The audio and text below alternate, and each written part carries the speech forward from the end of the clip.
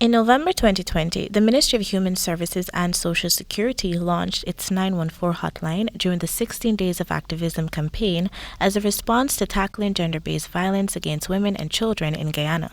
The hotline was also launched as a mechanism to aid with the reporting of abuse cases, since it has been found that most incidences of violence are unreported.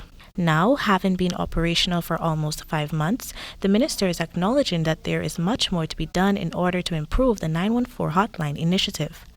This is against the backdrop of the recent upsurge in abuse cases, especially against women, the most recent being the 2 Venezuelan nationals who were raped and physically attacked by a serial rapist. As such, the minister noted that she is seeking to abolish the language barriers so that all women can benefit from the hotline. We understood that language was a barrier.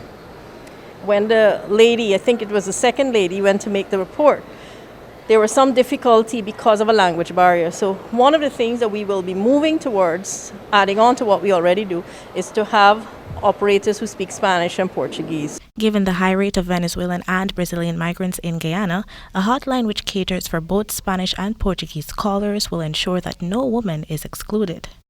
In its initial stage, the hotline was operational just 8 hours. However, at present, a 24-hour service has been implemented to ensure that calls are answered at any time of the day.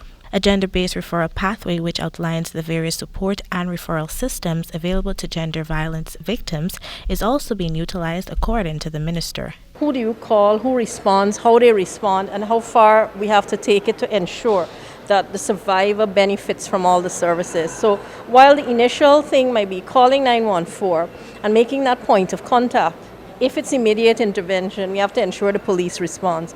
If it's a more chronic case of violence, how do we get that person to access our services? In addition to capacity building to ensure the availability of sufficient staffers, the ministry will also be collaborating with other stakeholders to provide training to help persons effectively deal with responding to abuse reports, especially law enforcement officers. Training has to be ongoing, because what happens, sometimes the officers are trained, but they're moved.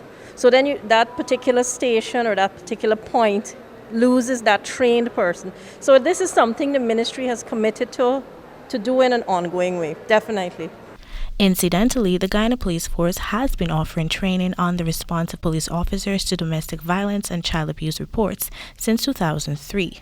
Since its implementation, the 914 hotline has received 102 calls for domestic violence and 29 calls for child abuse.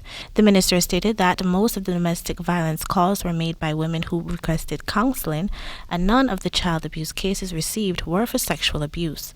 Reporting for the AGP Nightly News, Kendell Richmond.